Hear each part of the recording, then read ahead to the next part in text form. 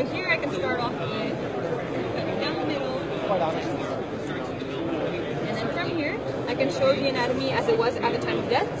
So everything is accurate, there's no rendering done. Since the cadaver was flash frozen, there were scans that were taken of the cadaver itself. And then from there, you can see the anatomy as it was at the time of death. You can also isolate or annotate different parts of the system.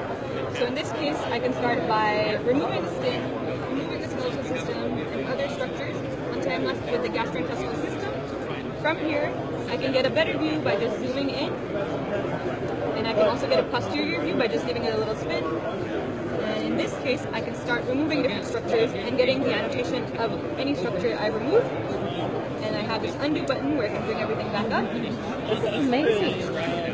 And in this case, you can also have concurrent views of, let's say, the muscular system and skeletal system, and also start removing different areas to see regional anatomy and other types of anatomy as well at the same time. If you don't want to look at the anatomy as a whole, you can also see regional anatomy. So in this case, I have the female head and neck. To mimic something that you'd find in surgery, you can also do natural cuts. So in this case, I have an incision made, and you can also see the relationship between the skin, the fat, and other structures. And as I showed earlier, you can go ahead and also remove structures here and press this undo button. And what's interesting is these are actually the scans that were done from the cadaver. So everything you see here is what we saw at 0.6 to 0.8 millimeter thickness. And so each time I turn around, slide through these sections, I can see where you guys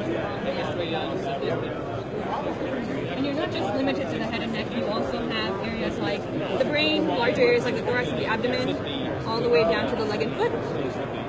And what's most interesting to me is you can load in your own patient CT or MRI scans, and from there you can get a 3D model of what you're seeing. So here we have a post-operative scan of a patient with a brain aneurysm, and this is the actual CT that was provided. You can go ahead and slide through the CT and see exactly where the clips were placed as well. So if I go down here, it'll show where it is. And same functionality as before. You can go ahead and make a quick cut into the 3D model and see where the clips were placed as well. So it's kind of more intuitive when you see something in 3D, where the clips were placed rather than just focusing on a CT.